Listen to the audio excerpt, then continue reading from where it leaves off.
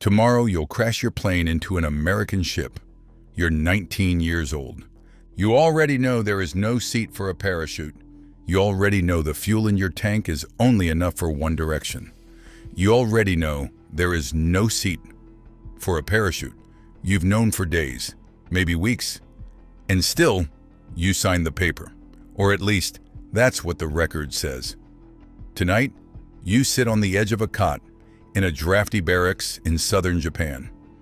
Outside, the wind moves through the pine trees like it doesn't know what's about to happen, like the world has no idea. You pull your knees to your chest. You are not ready. You never were. But tomorrow comes anyway.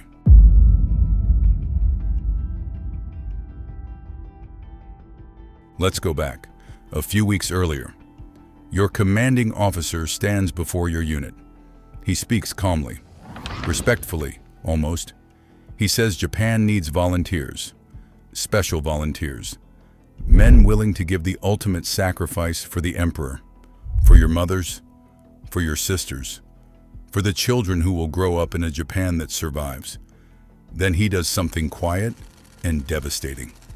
He asks everyone who is unwilling to volunteer to take one step forward. You look left, you look right. Nobody moves. You don't move either. And just like that, you volunteered. This is how it worked for thousands of young men across Japan in 1944 and 1945. The word volunteer appears in every official document. The reality was something else entirely. You couldn't say no, not really. To refuse was to shame yourself, your family, your ancestors. In a culture where honor was everything, where dying with purpose was considered far better than living with cowardice, the pressure was total, and it was invisible. Nobody pointed a gun at your head. They didn't need to. Some men did refuse. Quietly, privately, they told officers they had doubts. Those men were reassigned to regular units, but they carried something heavy with them for the rest of their lives. The knowledge that their friends died in their place. You didn't want that weight. So you said nothing, and silence became your sentence.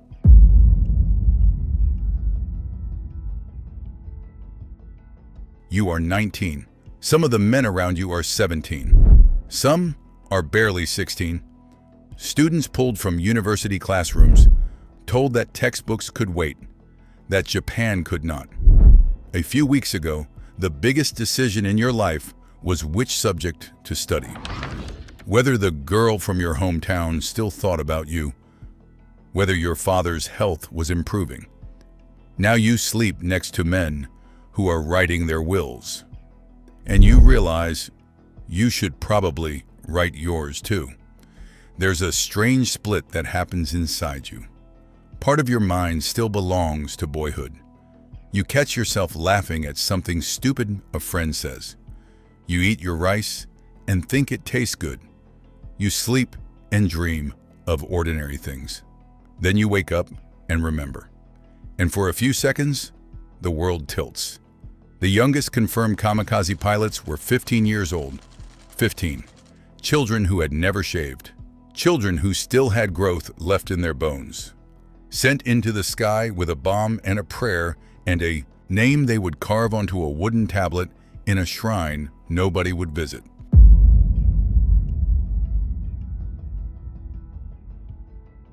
Your training is short, deliberately short. You don't need to learn how to fight in the air. You don't need to learn evasive maneuvers, dogfighting, navigation. You don't need to know how to land, because landing is not the plan. You need to learn how to take off, how to stay level, how to find a ship on the open ocean, how to aim your plane like a bullet and hold it steady when every instinct in your body screams to pull up. That's it. That's the training. Experienced pilots, men who had survived Midway, Guadalcanal, years of combat, sometimes shook their heads when they watched you practice. They didn't say anything. What was there to say? Your instructors speak to you with reverence. They bow slightly when they address the unit. You are no longer ordinary pilots in their eyes. You have already crossed some invisible threshold. You have already, in some official sense, given your life. That reverence should feel like honor. Sometimes it just feels like being handled. You fly practice runs. The planes they give you are old, some barely airworthy. Japan's resources are stretched past breaking. They are not wasting good aircraft on men who will not be bringing them back. You learn to feel the controls, the vibration in the stick, the way the nose dips slightly in a turn. You think about the moment of impact. You try not to. You think about it anyway.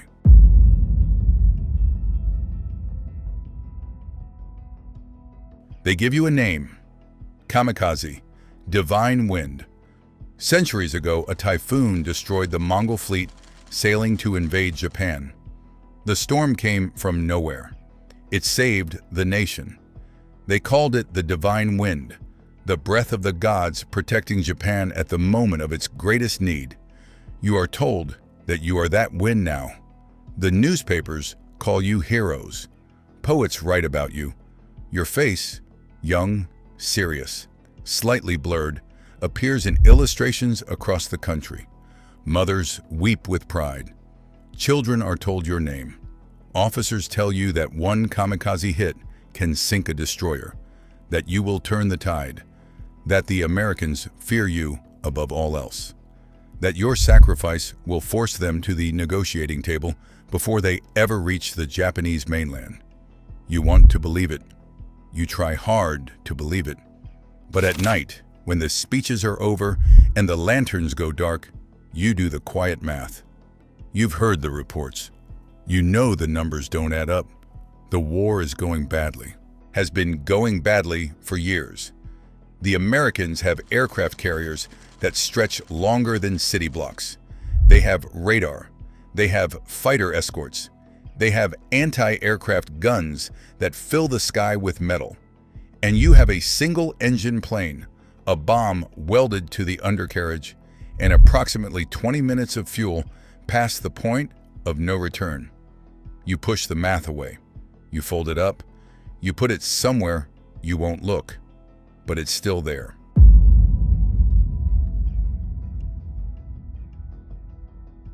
The night before your mission, they give you sake. You sit with the men from your unit, boys who have become something like brothers in the space of weeks.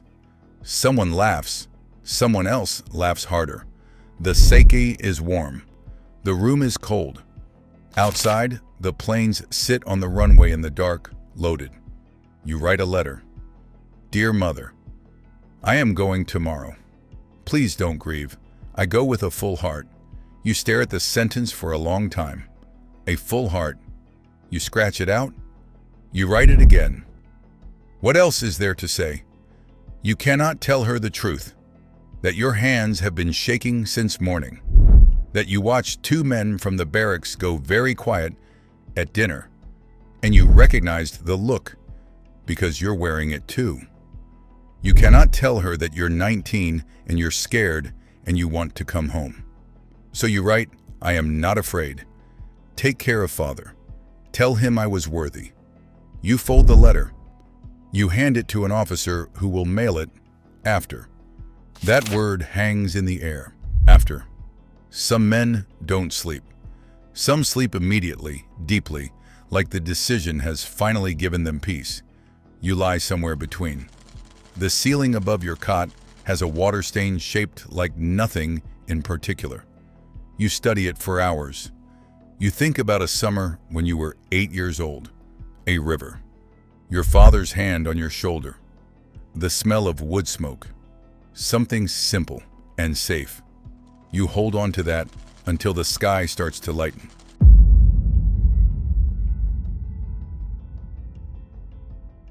The engine is louder than you remembered. You run through the checks. Fuel, one direction. Controls, responsive. Compass, set. The ground crew bows as you taxi. One of them is crying. He's older than you. He wipes his face with his sleeve and bows again. You lift off. Below you, Japan shrinks fast.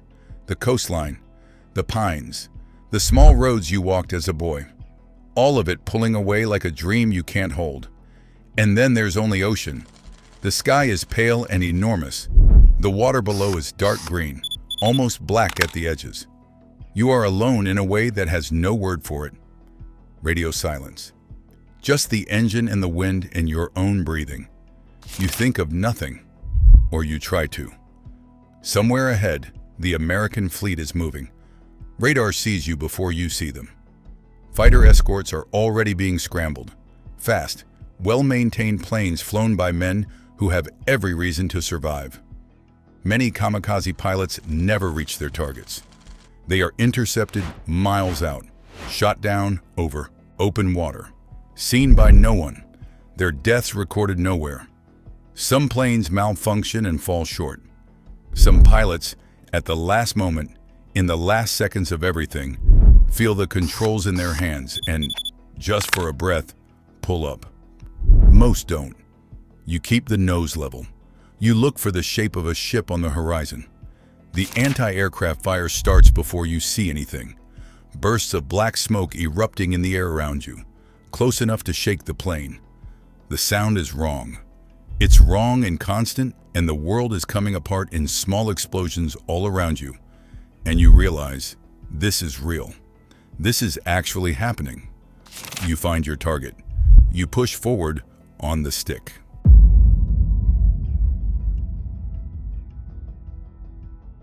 Here is what the records say.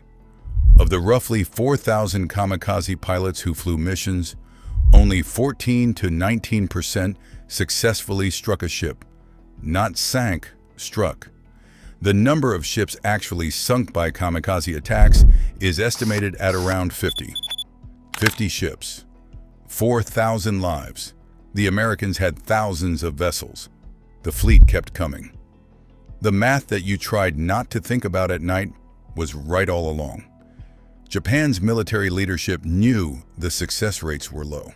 They kept sending pilots anyway. Because the alternative was admitting, officially, that the war was already lost.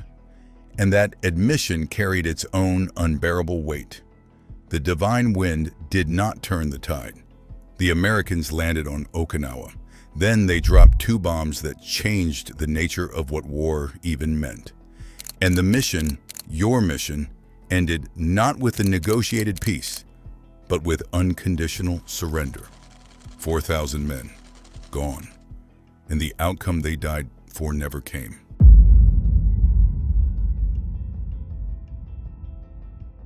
Some pilots survived. Their planes broke down before reaching the fleet. Engines failed. Weather forced them back. They landed shaking and reported to their officers. And instead of relief, they were met with quiet shame. They had not completed the mission. They were reassigned, sent again.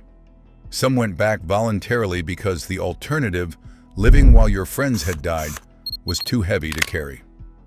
And somewhere in a village in Japan, maybe weeks later, maybe months, a letter arrives.